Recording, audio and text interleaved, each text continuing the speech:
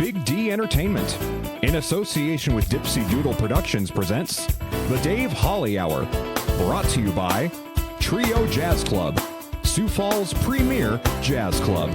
Enter as friends, leave as family.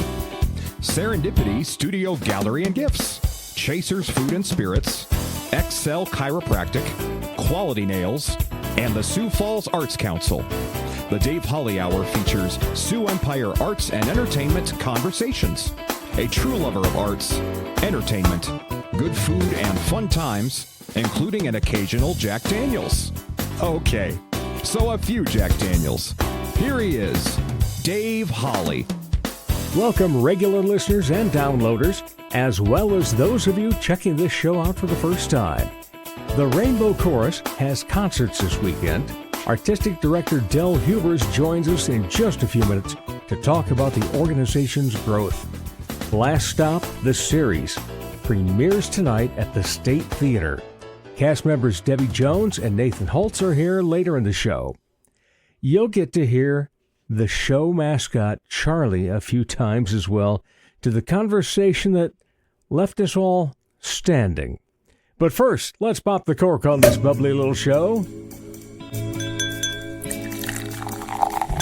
Time to grab your favorite beverage, lift it high, and toast it to being Thursday, a.k.a. Weekend Eve.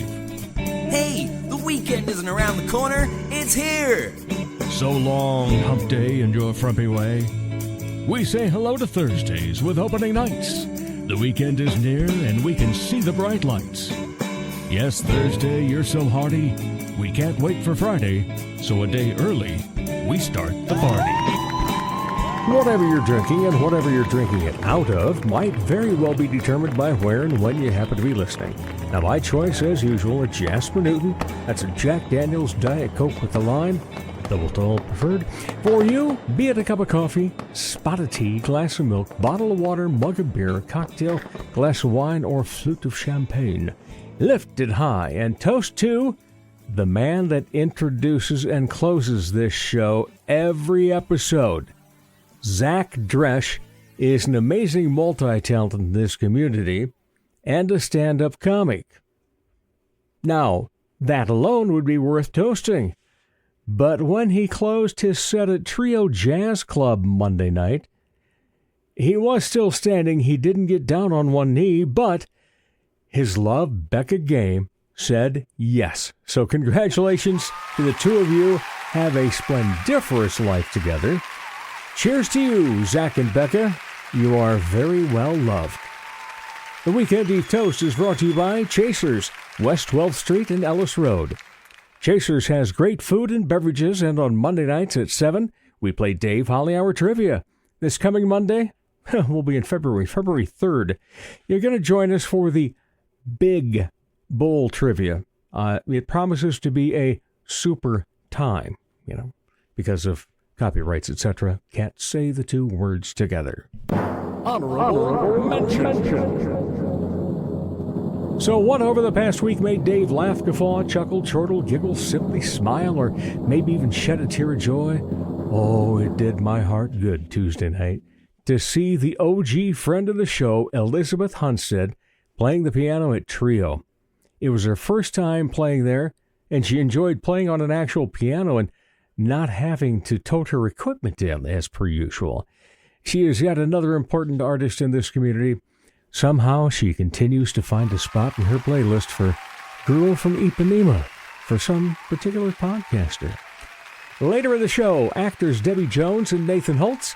In just a few minutes, Rainbow Chorus director Dewbbvi on the Dave Holly Hour. Valentine's Day weekend will be extra special for you and your special someone when you see Love Letters by A.R. Gurney.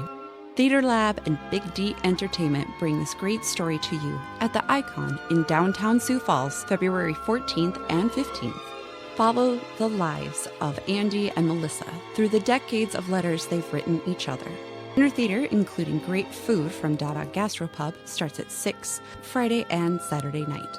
Friday night has a show-only option at 9. Tickets are available through the Theater Lab, Big D Entertainment, and Icon Event Hall Facebook pages. Trio Jazz Club is an intimate music venue in the heart of Sioux Falls. It's family-owned and family-run. Ricardo and Mary Beth and the entire staff provide the art of hospitality, while the best local and regional musicians provide the smooth sounds. It's a great vibe with live music Tuesday through Saturday nights. The chefs and mixologists offer an amazing menu and beer and wine lists. Cocktails as smooth as the jazz. Join the club, Trio Jazz Club, across from the Washington Pavilion. Enter as friends, leave as family. Are you an artist inspired by the power, passion, and depth of the color red? Well, Serendipity Studio in downtown Sioux Falls is seeking submissions for an exciting upcoming art exhibit, 50 Shades of Red. They're looking for works that explore the infinite spectrum of red, its symbolism, energy, and emotion, from bold crimson to delicate blush. They want to see how you interpret this fiery hue. Submission deadline is February 5th. The exhibit will run February 8th through March 1st at Serendipity Studio Gallery and Gifts. It's open to artists of all disciplines: painting, sculpture, photography, digital art, and more. Let your creativity shine and be part of an unforgettable showcase of talent and expression. Serendipity Studio in the historic Shriver Square building, downtown Sioux Falls. For him, every day is a holly day. Here again, Dave Holly. Welcome back, everyone. It is always a pleasure to talk Sioux Empire Arts and Entertainment, and what a fun group I get to talk about today. And a great man that's been around the area for, more than a year or two late. Yeah, definitely more than a year or two. Del Hubers from Sioux Falls, from the Rainbow Chorus of Sioux Falls. How are you? I am wonderful. Thank you so much for this opportunity. And great to have you. To let us talk about, this wonderful organization that's just, only been around for 2 years. I know. So excited with it. But boy, has it taken off. Yes, it has. We did not imagine this 2 years ago. And this month, 2 years ago, when we just started brainstorming about this whole idea, that within such a short time we would double our numbers, and just to see the support from the community and the need that we're fulfilling in our community is just incredible. Yeah, I remember Bo and I were going to play together, and he brought it up to me one night in the dressing room. I said, man, yeah, that sounds like a great deal. And so then that came about, and I remember going to the first concert, and it was a great thing because it was a coming out concert. Right. And the testimonials that everybody had about their story, and it was just so moving in so many, many ways.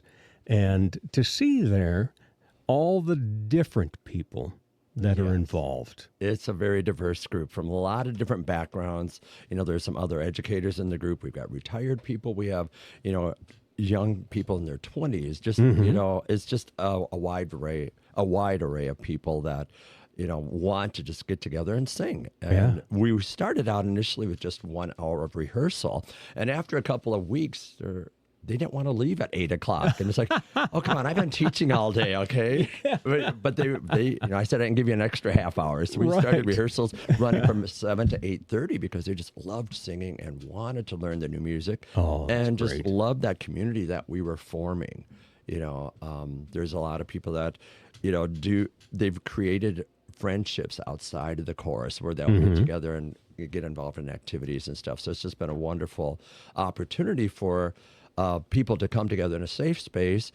We have singers that haven't sung since high school. We have singers that sang in college. We have former music directors in the group. And it's just a neat collection of individuals that are just want to sing and want to share that talent and share the music and the message that we sing each time at each concert. All right, so now we have a couple of concerts coming up this weekend. Yes, we do. And it's a night on Broadway. Yes, it's a night on Broadway, too. We did it last year. I recall.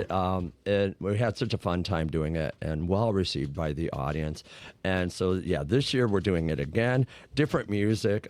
I'm thrilled with the music that we're doing. We're doing a wonderful medley from Wicked, with, I heard about that. Yeah. And some of the other pieces that we're doing. Fill me in. Yes, we're doing "Corner of the Sky" from Pippin. Love that song. Yes, this is a throwback for me because I remember singing this at our high school graduation back in the 1980s. Yeah. And so it's like, hey, yeah, that's fun. We've got a fun medley from Jersey Boys. So take us back to the 1950s and 60s. Awesome. A tune from Sweeney Todd, "Not While I'm Around." The choral medley from Wicked, which is really challenging. It's probably one of the most Wicked. Yeah, it fits the title. Yeah, it's probably one of the most challenging pieces I've directed in a long time.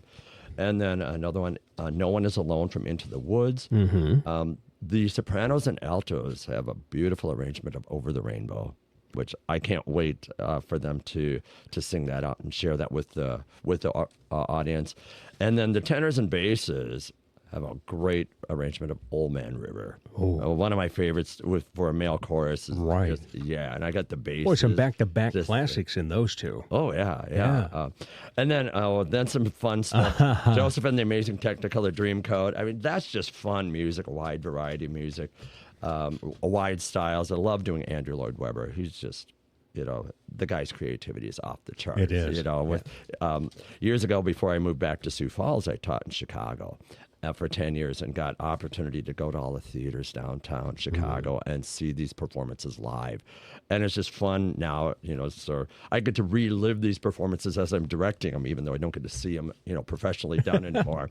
And then we got Music of the Night from Phantom of the Opera. That one is a repeat. That one the chorus asked to do again. They love that one. Oh, interesting. And then the final number that we're going to close with is a great mash up of "You'll Never Walk Alone" and from Carousel and "Climb Every Mountain" from Sound of Music, and just powerful piece, to finish up. Okay, finish up that program. Now you say finish up. Is there a possibility of an encore?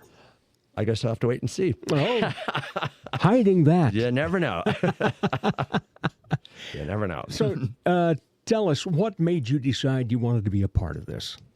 When Bo and Colin contacted me a couple of years ago through a mutual friend, I didn't know Bo and Colin before we met. We just met for coffee, and it's like, hey, Del, this is what we're interested in doing. Would you be interested in being the artistic director for this? We know you from some other places, and we know you've got a wide background in music over the years, just teaching all the different levels and working with community groups. I directed the All Right Shrine Chanters for 19 seasons.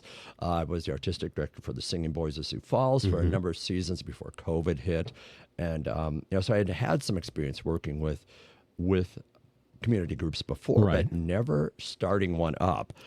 So there's a lot of trepidation about, all right, do I want to undertake something like this? Not knowing, who would be interested. How much time is this going to add to an already busy schedule? Yeah. As musicians, we were constantly going from one, teaching gig or performing gig to another. I also play organ at churches and direct church choirs, so there's always lots of other things to do. And so do I really want to take on one more thing? But I'm really happy that I did. When we first started, obviously had no budget to work with, so I, had no idea what kind of singers we were going to have. Are we going to have, just, tenors and basses, just going to be men, or are we going to have sopranos and altos, or are they going to read music, or what? So I was tasked with the opportunity and I guess the job of putting a concert together, not knowing what for singers I was going to have. So I called in a lot of favors with some choral directors here in town, choral directors that I work out in Brandon and stuff where I teach, and said, hey, this is what we want to do. We don't have a budget yet. Can I look through files? And not a single one said no. They're like, hey, Del, come on over, see what we got. If there's anything you can use, we're more than happy to let you borrow it. So that was really neat. Just even before we got started, there was support from the arts community already in Sioux Falls with, hey, we'll help you out in whatever way we can and stuff. And so I'm really happy that it's just come so far, and that I am able to be part of it. Just it's just so fulfilling to listen to the feedback from the audience and from the singers themselves, with the powerful message that our music portrays. One of the exciting things, comments that I hear from audience people is they love the joy that they see up on stage when our performers are singing, and that just warms my heart as a director. Knowing that I've been around for a lot of years and stuff, and I think it's really important for the younger kids to see younger adults Younger to than us, see yeah. that it is okay. Who you are is wonderful, and it's going to be okay. And we can be. We survive. Even in the midst of anything that's going on around us and stuff. So that's really been fulfilling. For me on my part, and also just I've gotten emails and stuff from other people that have moved away and didn't feel safe in this area, but are just so thrilled that we're doing something like this in the Sioux Falls area. Just over the holiday season, my husband and I were shopping at Barnes & Noble, and I had a couple come up to me and, say, "You're Del, right? The director of Rainbow Court?" I said, "Yeah." We're so thrilled that something like this is in Sioux Falls. You would think this would be something you'd see in the Twin Cities or the East Coast or something, or the West Coast. And to have that here in the Midwest, is really important for our community. Right. So I'm just so thrilled that, for diversity, inclusive-ness, Yeah. all of that, and just culture in general and growth. Right. There's not as many opportunities for choral singing in the public realm anymore. It seems like after COVID, I don't know if church choirs have taken a hit. There's really no other than maybe like symphony chorus or something. Is there another SATB group, adult group in the area? I don't think so. I don't think so. Either. And so I think we're fulfilling a need there in that aspect.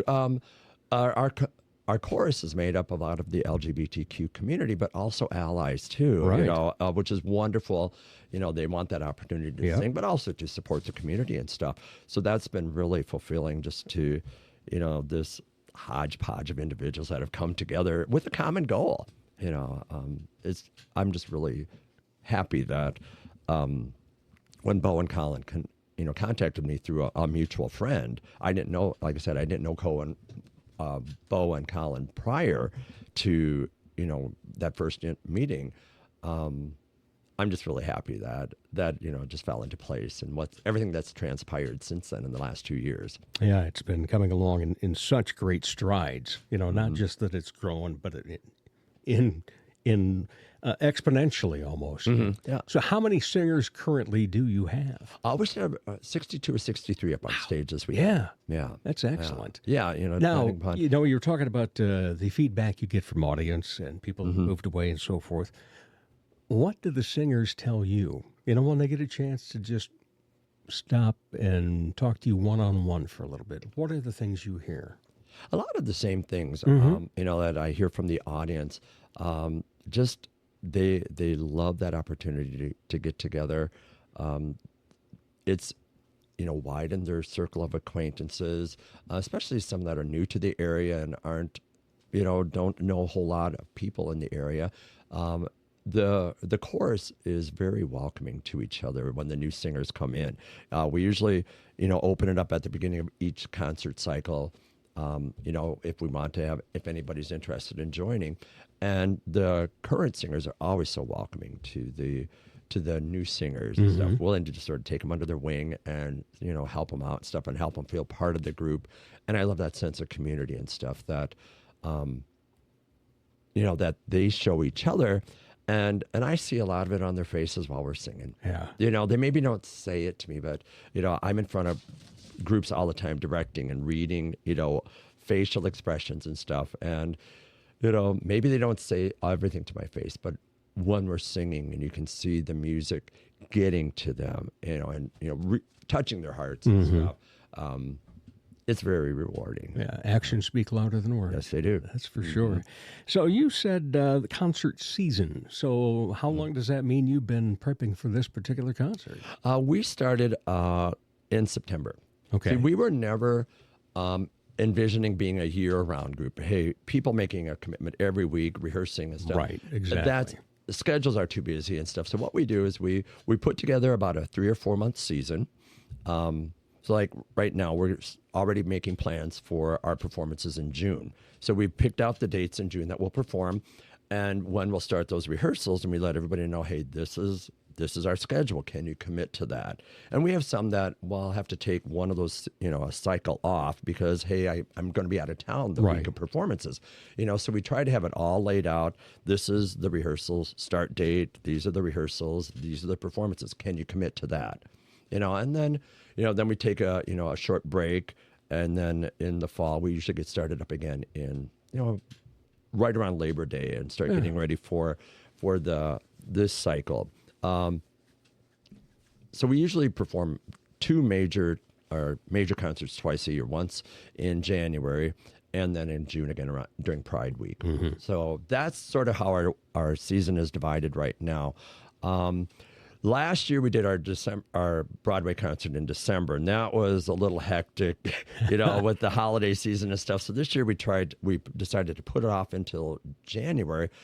But looking at the calendar with all the other stuff going on, we ended up, all the way to the end of January. Just, there's stuff going on at the Pavilion. Symphony's got stuff going on. We don't want to try and butt up against that and make people, we're not competing with anybody else. You don't want to have to compete with anybody for audience because there's so many different opportunities. Yeah, the positive part about the growth of Sioux Falls is, hey, more people to come enjoy more arts and entertainment. The downfall in some ways for the arts community is, what are we going to be up against? And I'm to the point of, if I'm planning something, I just get out a dart board, but instead of it being the numbers on the darts, it's a calendar and throw a dart. Oh, we're doing a show then. That's the one you're going to. Yeah. I mean, you got to do what you got to do. Because you will be up against something at some point, no doubt about that. Yeah, so we did a lot of looking at the calendar back in, August when we were starting to think about this season and stuff. What's available, and trying not to overlap with other opportunities here for, the community to enjoy. So this concert's probably a little later than what we would have liked to because we will only take just a couple weeks off and then go ahead and get started for next season. Because the music that we're going to do for next season, pretty challenging. One of the major work that we're going to do is a choral suite from Considering Matthew Shepard. And this will be the 27th anniversary of his murder and death and stuff. And the whole work is about 2 hours long, and we're not going to do that, but we've got a sort of a condensed version of it. It still involves the different styles of music that Craig Hella Johnson wrote for the entire work, but it just sort of summarizes it and stuff. We'll still tell the very powerful story and stuff. So we're gonna just jump right into it after a couple of weeks and start getting into it and stuff. The chorus was excited when we previewed that next series. They're excited to start working on something like that. And then another piece that we'll start working on, we're going to do a medley from Rent. Okay, and I looked at doing for this concert, but it's like, no, there's just a little too much to do, Yeah, so and then we'll fill in, with a couple of other pieces as well, because those are sort of heavy works and stuff. So we'll need to leave the audience with something a little more upbeat and stuff in that second half. But the first half will be just a really powerful performance of Considering Matthew Shepard. So, and I love that opportunity that we have to share music like that. Right.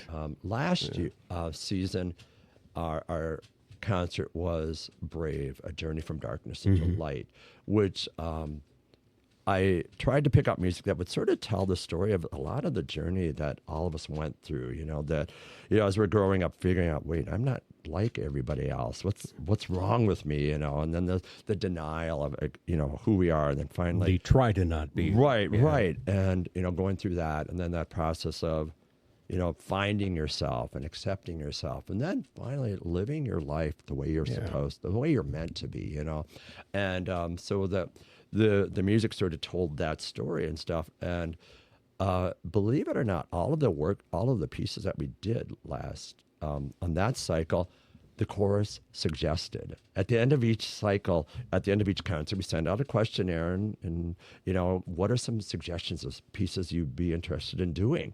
So I was able to put that whole concert cycle together based on suggestions from the chorus itself. That's so fantastic. I love it that they, will give feedback like that. Right. And, they take ownership of it, and it means a lot to them. That's great. Yeah. Before we talk, the dates and the times of your concert this weekend, I'm going to throw you that, it's like choosing a favorite child question. Uh-huh. What's your favorite Broadway tune? Favorite Broadway tune? Oh, man. That's hard to narrow it down. Oh, man, that is tough. I am a diehard Andrew Lloyd Webber fan, from years ago.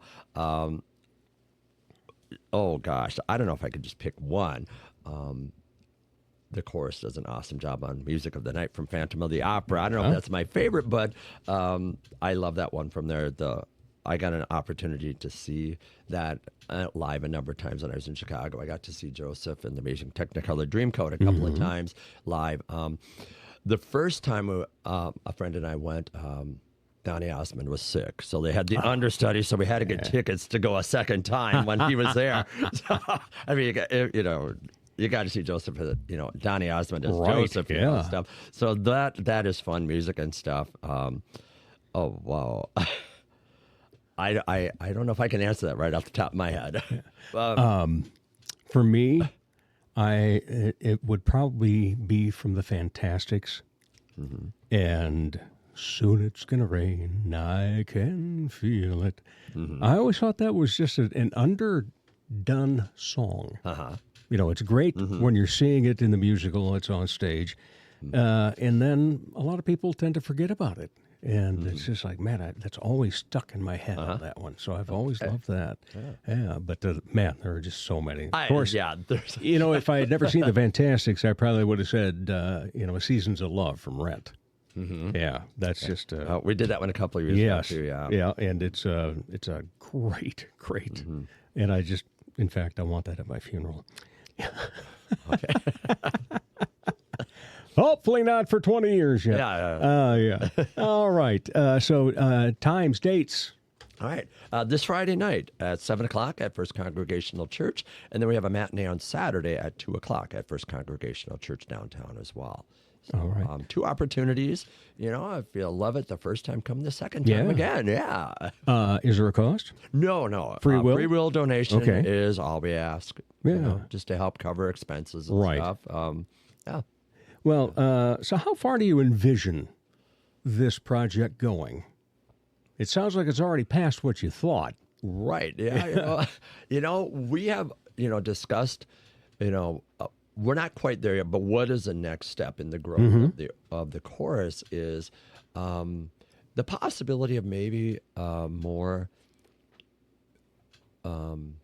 another chamber group out of the chorus itself. Yeah. Because we have gotten people or different organizations, hey, can you come and sing, for this function or that function? It's like, well, we really don't have repertoire for, something like that because we're working on our concert rep. And, so that might be the next step is to, still maintain the big chorus and then maybe have another smaller chorus that, might, go out and do holiday Christmas parties or something like that, or sing the national anthem at, we've, at different, social, sporting events or something like that. I know when I sang when I was director of Singing Boys, oftentimes they'd, invite us to sing, the national anthem for a Canaries game or Stampede game or something like that. And it was always a fun outing with the boys and stuff, and then get to watch the game with them and stuff. So that would probably be our next, the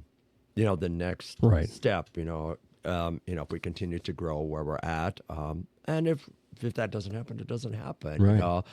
We're having so much fun with what we're doing right now, but that might be something in the future where we would look at having a smaller group that would be able to, participate in events like that.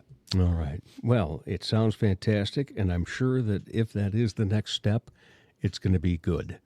I like that. Now, give us just a brief synopsis. You said you taught in Chicago for 10 Yes. years. Now, currently you're teaching band, correct? Is that the original?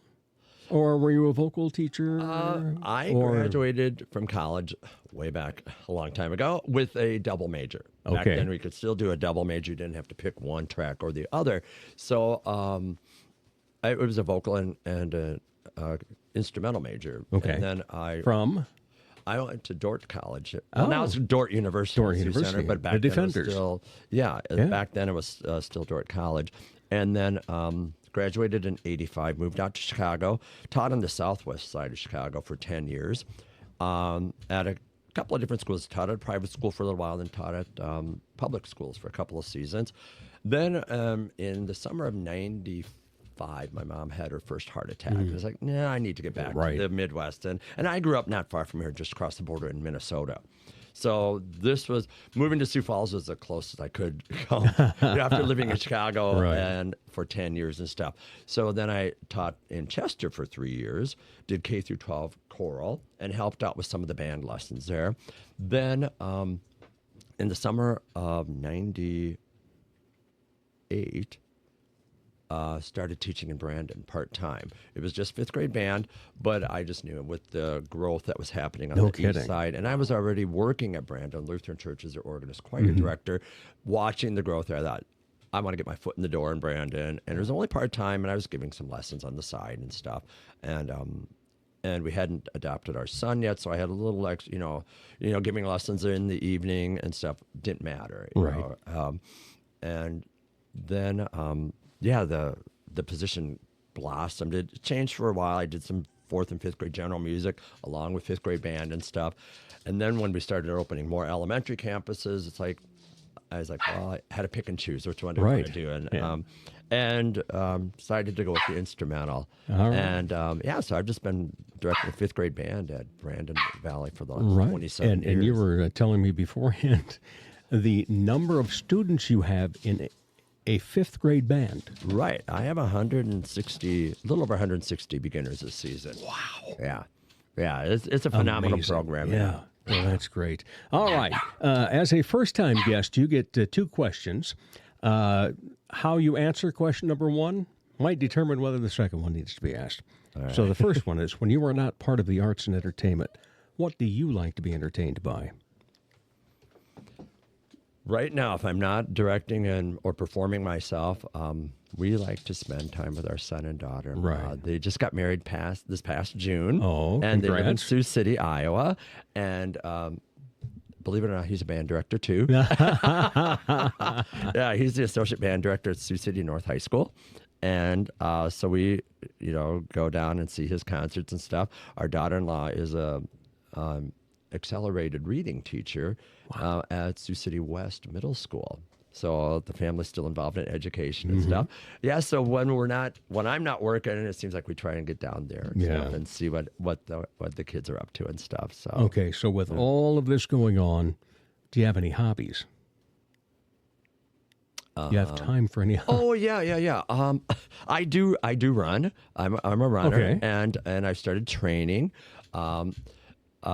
My son and I have both been selected to march next January 1 in the Pasadena Rose Parade. Oh. It's an organization called America Salutes Band Directors.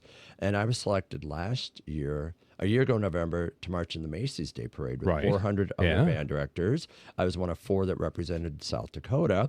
And now next January of 2026, that group will be marching in the Rose Parade in Pasadena. And so I, sent in my application. I've been selected. And my son is a percussionist, so he had to audition. There were a number of directors that wanted to play percussion, and he was one of the 40 that got selected. So I'm starting to do some weight training and stuff, because I play tuba. All right. So I'm, when I was marching at Macy's Day, that's a 35-pound horn that I was carrying and stuff. And I've been practicing here at home and, with a fiberglass one. But then when I got there, it's like, whoa, you get this 35-pound, metal sousaphone. It's like, okay, I did not train correctly for that. So I guess my hobby right now is, working out at Planet Fitness and running just to build up some more upper body strength. Because the Rose Parade is quite a bit longer. So, the Macy's Day is only 2.5 miles. Right. And what is the Rose? I mean, it's like we're talking 6 to 7 by the time you get off the bus, get in position and do the parade and stuff. Yeah. So. Yeah. Well, we wish you well. Well, thank you. Thank you. Yeah. All right, Del, such a great opportunity to sit down and chat with you finally. I certainly appreciate you taking the time, but more importantly, appreciate you what you do for this community and being a part of the Rainbow Chorus of Sioux Falls. Thank you so much. I appreciate the opportunity to share what we do. You're quite welcome. And we'll be back with more of the Dave Holly Hour in just a moment.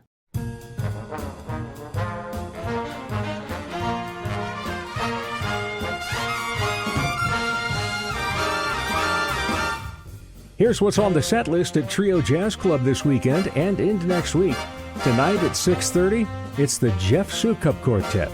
Friday night, listen to the Dan Heyer Quartet at 6:30 and 9:30 to finish up the first month of the year. But guess what? That group starts off the month of February with 6:30 and 9:30 sets. Then Tuesday night, join David Mercer at 6:30 for a birthday celebration as he plays the piano. February 5th, the first Wednesday of the month, that gives you a chance to hear up-and-coming jazz musicians sitting in with the veteran players for Jazz Jam starting at 7 p.m. Next Thursday, February 6th, a ticketed event, The Music of Sting. It's a limited-run show arranged by the Haig Brothers. It's going to be a 7-piece band on the Trio stage, including the amazing vocalist Andrea Ross. They have 2 shows that night, 6:30 and 9. For more information, go online, triojazzclub.com. Ladies, when it's time to give your nails some love, get that extra special treatment from Quality Nails on South Minnesota Avenue in Sioux Falls. Manicures and pedicures that look great and make you feel fantastic. Zaya and Tony don't simply provide the service, they provide professional care for your hands and feet. Whether you just want the basics or you're looking for an extra special look with an added flair. Oh, and guys, it's okay to treat yourself too. Quality Nails on Minnesota. Call for an appointment, 605-334-1463.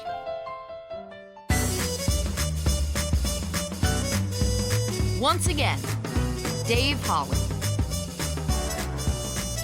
Welcome back, everyone. Yes, it's always a pleasure to talk Sioux Empire Arts and Entertainment. We had a new guest the first part of the show. Here in the second, 2 familiar voices for all of you that have been anywhere near even a semi-regular type of... And one's taking care of Charlie the mascot. Yes, Charlie, come here. All right. Well, anyway, we have Debbie Jones and Nathan Hults, who have been here many times each. In fact, Nathan, you need to be instructed. Did you see what Debbie did when she came? She knocked on the door, and she immediately walked in then. I will know that for next time. Yes, if you've been here 3 times or more, that's the rule. Right. Yeah, you don't need to say, so I get a lot of, I'm here, on a text or a message.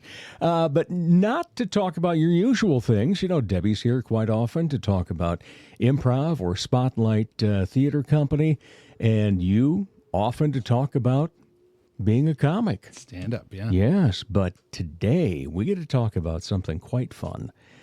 Last Stop, the series. It's going to premiere January 30th at the State Theater. Yes. Thursday. Which happens to be tonight. Yeah. Because this comes out on Thursday. Woohoo! Yes. Oh, all right. And not only is it premiering then, it's sold out a second time as well. And is there works for a third now? Yes. Wow. Oh, my. Whether that's going to happen, they're working on it. But they're working on it. That's phenomenal. So who started all of this for The Last Stop, this series? How did this get concocted? I believe it was the brainchild of Dominic and his wife Ari, along with Zeke Richter. They all worked together to, write the script and produce. But they wrote the script directly from Last Stop employees' ideas and experiences, which I just think is so cool. We got to see a notebook at one point that was filled with Last Stop employees' experiences that they thought would be good for the show, and a lot of those were directly implemented. And like they had just kind of an idea of like anytime you have a weird interaction, something that happens, write it down. So we have a huge source material. It's amazing, and it's going to be so fun. 7 episodes, and the premiere at the State Theater tonight will be all 7 of those. Back to back to back to back, or however many backs we need. And it'll go in that fashion. So you'll get to see the entire story of it. Oh, wait. I hear inklings of what? A season 2, perhaps?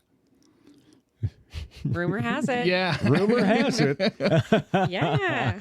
And so that would be very cool as well. But I just am so, I'm thankful I get to be a little part of it.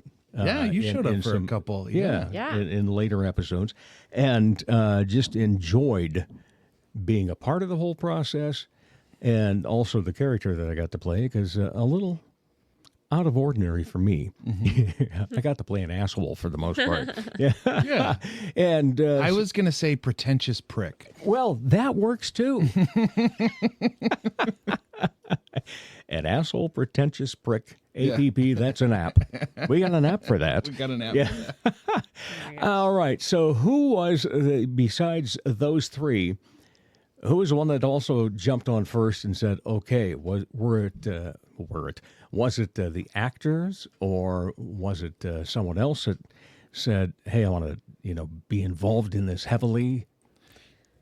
We got cast back in 2019. Yeah, I actually auditioned for it. They posted a casting call on the Sioux Empire acting page, and I submitted a video audition. Yeah. Oh. Yeah. You were probably invited because you're so famous. I auditioned too. I remember when like they were talking about auditions, and I think I went to a casting call.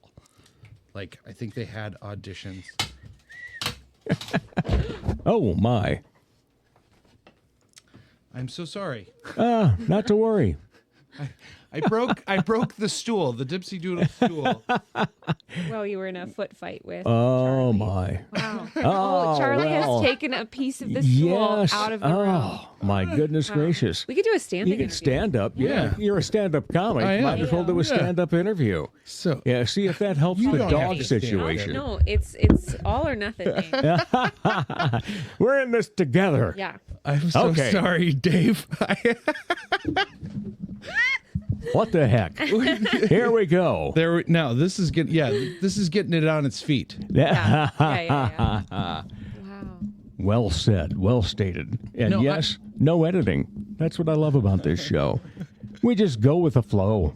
Except one time I did have to edit the first time that Debbie was on. And she had like a 13-hour day. And was just, you can tell. So tired. And I asked who all the cast members were, and she drew a blank. I forgot some name. And so we edited that part. But beyond that, we pretty well just have fun here. And now we have fun, thank you to that little creature that has piranha puppy teeth. Wow. And so chews happy through things. with a piece of that stool. Yeah. Oh, He's yeah. He's gonna have a bunch of wood shards that you're gonna have to pick out of his. Yeah. Oh, should we not do Oh. Yeah. Oh, my goodness gracious. Okay. He's so talented, multi-talented. So anyway, Yes. I auditioned for the show and got cast. And in early 2020, we did a read-through of the show at Last Stop with So with, I think Max Hofer was there. I think most of the Most of same the cast. Marisa was there. Yeah. And shortly thereafter, I don't know if you remember, but the world shut down. Yes, I do. Due to this little pandemic thing. No. Pronounce it correctly. Pandemic. So then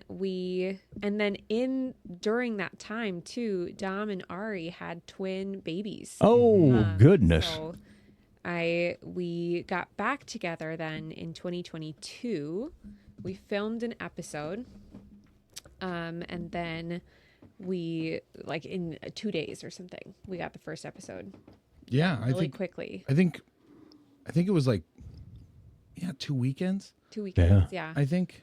And then they worked through some production things. And then between 23 and 24, we knocked out the rest of them. Yeah, it was Sundays before the store opened primarily. Yes. Yeah. There was a couple of times where it was after the store opened, but that's talk about the light in film. It's like, oh, magic hour. Our magic hour was sun up to opening the store, which is And I'm just curious, before I entered late in this whole scenario, did anybody say it'll be a cold day in hell before we have Dave Holly on this show?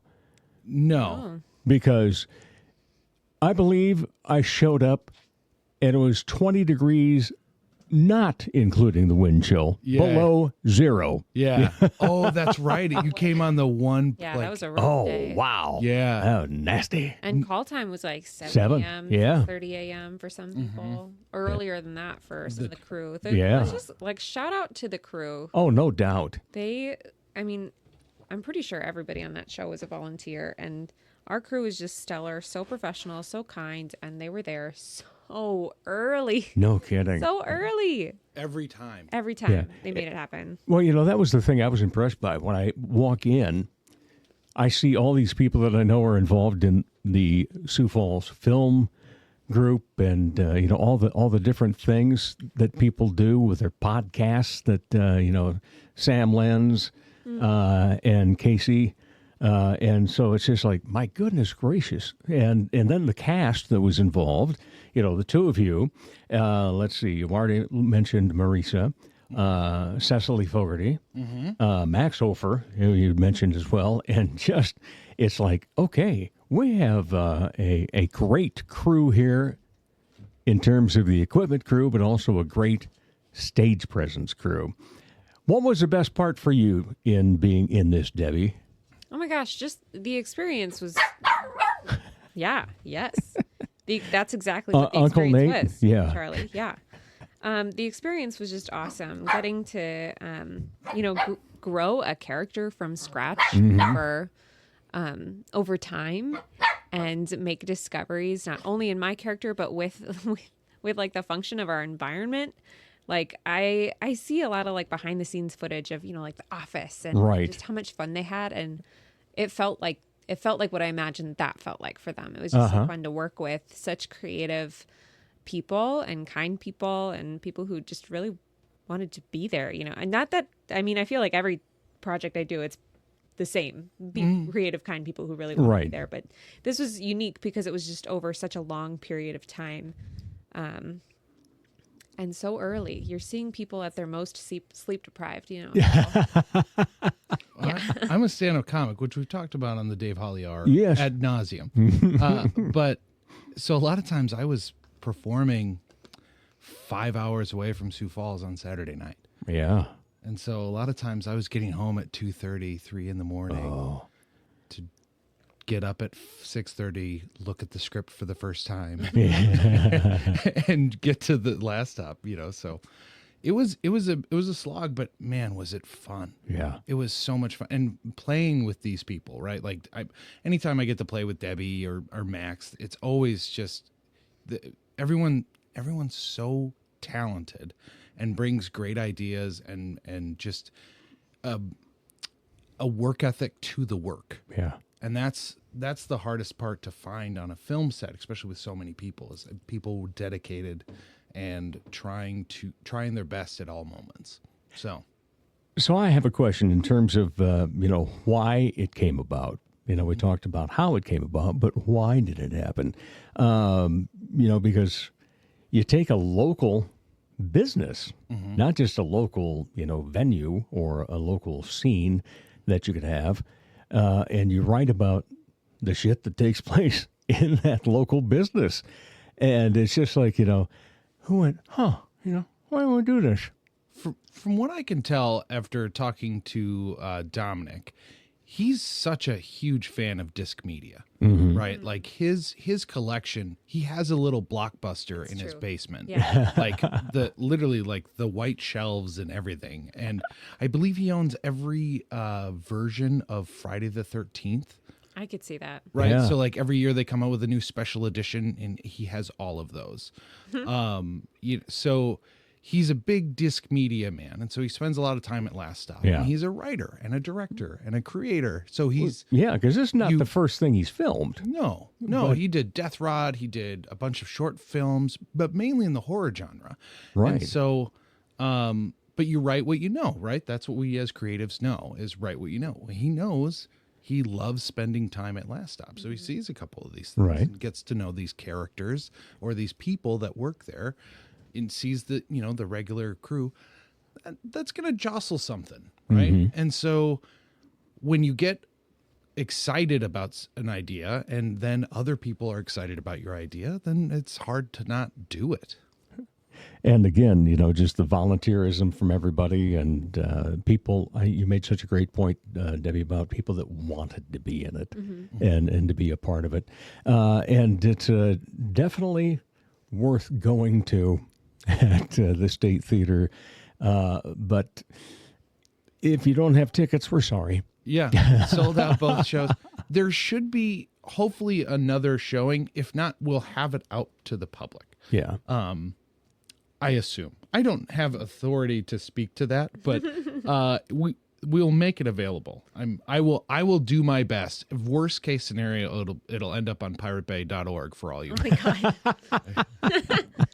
Just teasing. So tell us about your character then, Nate. I play Ben, the store manager. Did you know this store manager, his name is actually Ben? Yeah, I'm named after a Ben. I am nothing like the store manager at Last Stop. There is very little common with my character and the actual human being. You both have beards. We both have. Yeah, we both have beards. Yep. But it's I play like kind of a high wound but tries to be chill guy. I would say he's always like, he views himself as chill, Right. but he's actually a lot like me. And from what I could tell, he tries to put that chill part on to think that he's cool with the employees. Yeah. He's in charge of a bunch of people that are younger and cooler than him. So, and so I think he tries to have authority, but also provide a good working place. But I think truly at the root of my character, he absolutely cares about these people. Right. And I think that's why people stay, I don't know. That's in the backstory that I've written in my brain. All right, Debbie, what about your character? My character is Axel. She is, she loves her job and also loves to hate it, and mostly just loves to mess with everyone she works with. She has a very sarcastic sense of humor, and she gives me like Wednesday Addams vibes a little bit in some regard. But yeah, she just really takes great joy in screwing with people. And luckily for her, there are a lot of people who work there who she can easily do that with. So, yeah. What did you think of it going into it in terms of how am I going to make this even bigger? I could sense from the initial audition materials that she had some like tomboy vibes, and that she was funny and she liked to have fun. but not give that away too much, right? Yeah. So for me, the joy in that was that I found right away that I just clicked really easily with the people who were actually on set, and they just also happen to be people who are, like Nate said earlier, it's just people who are fun to play with.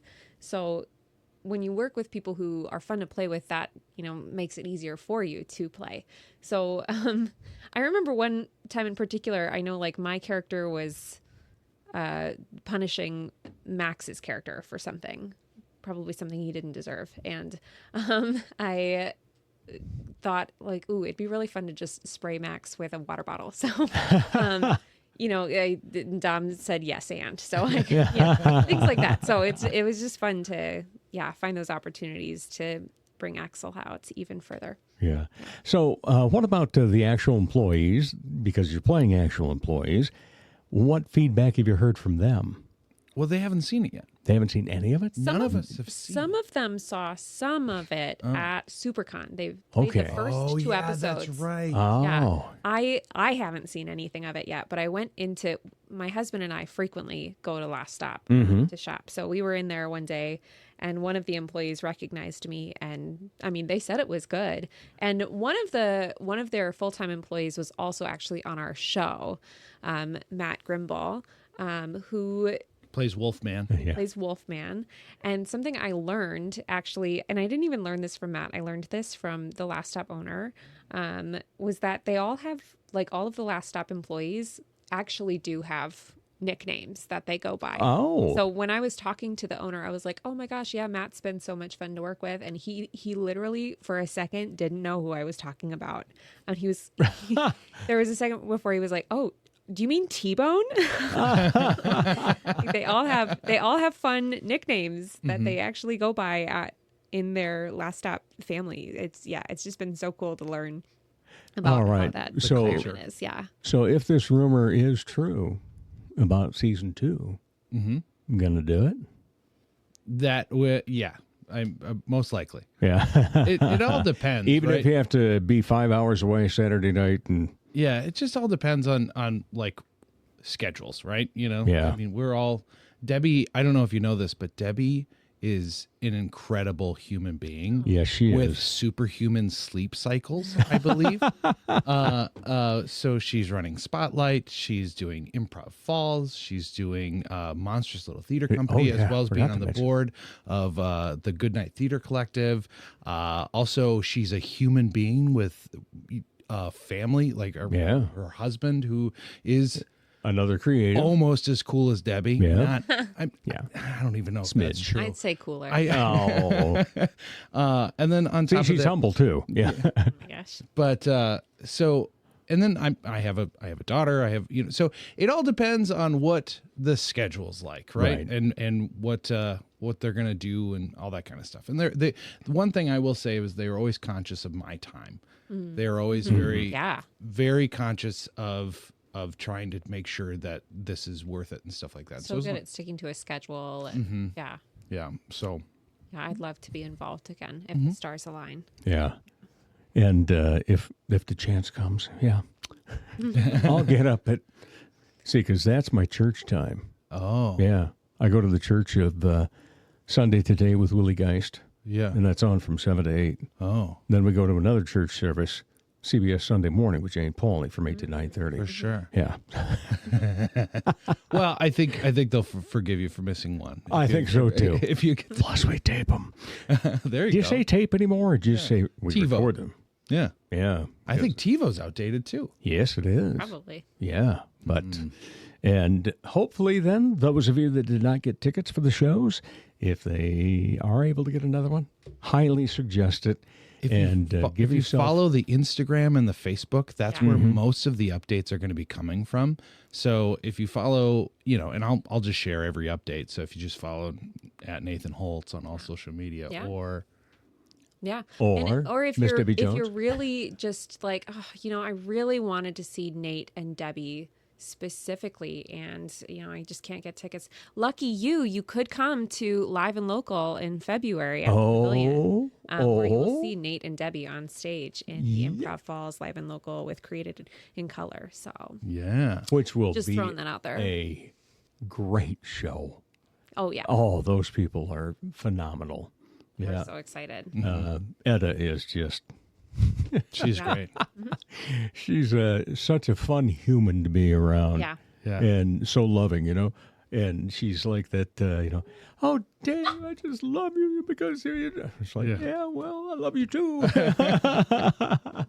Oh, but fun stuff. All right, so beyond this, you mentioned Live and Local. What's happening for you, Nate, in terms of the comedy? Live and Local, I'm doing a monthly show at Trio Jazz Club. Ooh. Yes, that's right. and a new so- sponsor to this show, by the way. Oh, really? Yes. Oh, Trio's the best. I love those guys. Just there last night. They were a big. They reached out to me to do a comedy show. They kind of wanted to do a Kill Tony show, and I was like, I can't do Kill Tony. Yeah. I'm not Tony, and I don't want to kill anybody. So, but we kind of found our own version of that. We're doing a live comedy with a backing band, and so at Trio, which it's super fun. And so right now it's the last Monday of every month, but I think that might be changing. Okay. So keep an eye on the Trio, but super fun list. This last week we had Zach Dresch headline for the first time at Trio. We've got great comics from out of town. We've got great local comics. And so it's a lot of fun. That's what you can see me in town. Otherwise, follow my website at nathanholtz.com and you can see where I'm going to be. Sounds great. Debbie, what about you? Spotlight, etc.? Yeah, well, my next project is the 25th annual Putnam County Spelling Bee. As part of Good Night, yeah. Yes, opens at the Balbus Theater again here on February 6th. Ironically, I can't actually attend either of the Last Stop showings because I am in rehearsal. But because we opened a week later, so those are vital rehearsals. But I'm going to come at the end to I'll come as soon as I'm done with rehearsal and catch maybe the last episode. Yeah. But yeah, that is going to be a hootenanny. It's going to be so silly, so much fun. Musical about kids spelling. Yeah, great time. And then Spotlight opens The Lion King Jr. in March. Yeah, directed by Coleman Peterson, who is just one of the most creative people I know. So it's going to be so cool. And then you'll see Elliot Hults, upcoming performer here, Nate's daughter, premiering in her first Spotlight production of How to Be a Pirate in April. And then I'm directing Alice in Wonderland at the Orpheum Theater with Spotlight in May. So yeah, lots of fun things coming up. All right.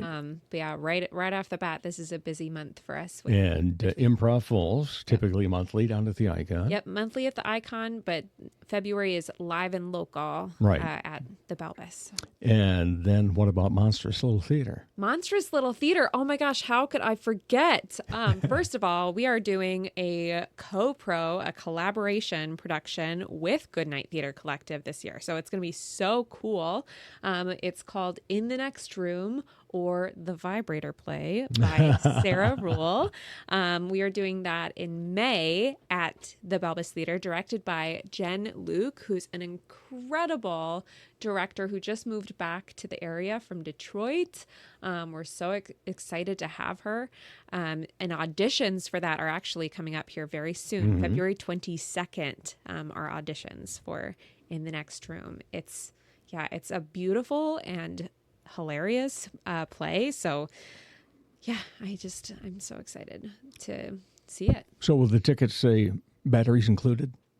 So it's actually about how, a long time ago, they used to treat women medically with that. So, she's hysterical.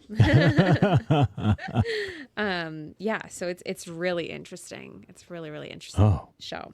Well, every one of them that you mentioned is awesome. Yay. Yeah, so you can't go wrong. Yeah. It's tough to go wrong in this community when it comes to the arts. Yeah. Very difficult. Yes. All right. You've both been here several times before, so you've answered a variety of questions, but I don't think I've ever asked either of you this one. Favorite vacation place? My favorite place I've ever been to on vacation was Japan. My husband and I and some friends went in 2018, and it's like just the most beautiful place with the best food I've ever eaten. It was so good. But other than that, anywhere with a beach. Okay. I love a good beach read. Nate, not a beach fan? Not a beach fan. No, But fair skin. I love Disney World. Yes. I love it. I love it. I love it. I love Orlando, Florida. I hate Orlando, Florida, but I love everything that's in Orlando, Florida. So I just love Disney. I'm a big Disney nerd. My wife and I went there for our honeymoon. Disney and the Universal Studios is also great. So Harry Potter World. It's a part of my life. Yeah, he's done it all there, including a second try on a particular ride. Yeah, I actually made it onto that ride a third time, Nice. but I don't. That didn't make the joke. Okay, all right. Well, Dewbbvi Jones, Nathan Hults, thank you so much for being here. Thank you so much, Dave. Always a pleasure. Charlie's thanking you too. And last stop, the series. You have the opportunity, if you've got the tickets, to see what that series is all about tonight, and also coming up in a few more days beyond that. And then, as you heard them talk about all the things that they are involved with, you cannot go wrong. All right. Well, thanks once again. Appreciate it. Thanks, Dave. And we'll be back to wrap up the Dave Holly Hour in just a moment. Are you an artist? Need some funding to further your art? There's a great opportunity for you through a Sioux Falls Arts Council program.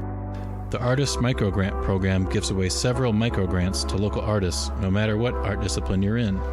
Unlike more traditional grants, a microgrant is very easy to apply for. Go to artssiouxfalls.org. If you haven't done so yet, create a listing on the Artist Directory, which is beneficial in its own way. Then go to the Artist Microgrants page and apply online. The process is simple. Find out more about the Sioux Falls Arts Council as well online at artssiouxfalls.org. Dr. Perry Langston and Dr. Corey Tooney know excellence is in you. That's why they provide you with excellent care at XO Chiropractic, improving your overall health in spirit, body, mind, and will. Get results the natural way. Arrange a consultation, 605-332-9235 or xochiros.com. Excellent care for excellent people. XO Chiropractic, located at 4309 South Racket Drive in Sioux Falls. He's jazzed to the eyeballs. Once again, here's Dave Hawley. Crikey, mate. Thanks again to my great guests, Del Hubers and Dewbbvi Jones and Nathan Hults. All 263 episodes of this fine show are available online at davehollyhour.com. Now, don't forget to use the search function for previous guests and topics. You'll also find links to Arts South Dakota and the Sioux Falls Arts Council. As the Sioux Falls Arts Council says, together we art. As Arts South Dakota says, home is where the art is. As I say, put some art in your heart. Remember, my name is Dave Holly, and for me, every day is a holiday. The Dave Holly Hour has been brought to you by Trio Jazz Club, Sioux Falls' premier jazz club, Serendipity Studio Gallery and Gifts, Chasers Food and Spirits, Excel Chiropractic, Quality Nails, and the Sioux Falls Arts Council. Stay up to date on the show by following on Instagram and Facebook. All episodes available anytime at davehollyhour.com. The Dave Holly Hour is produced in the Dipsy Doodle Studios by Big D Entertainment. Thanks for listening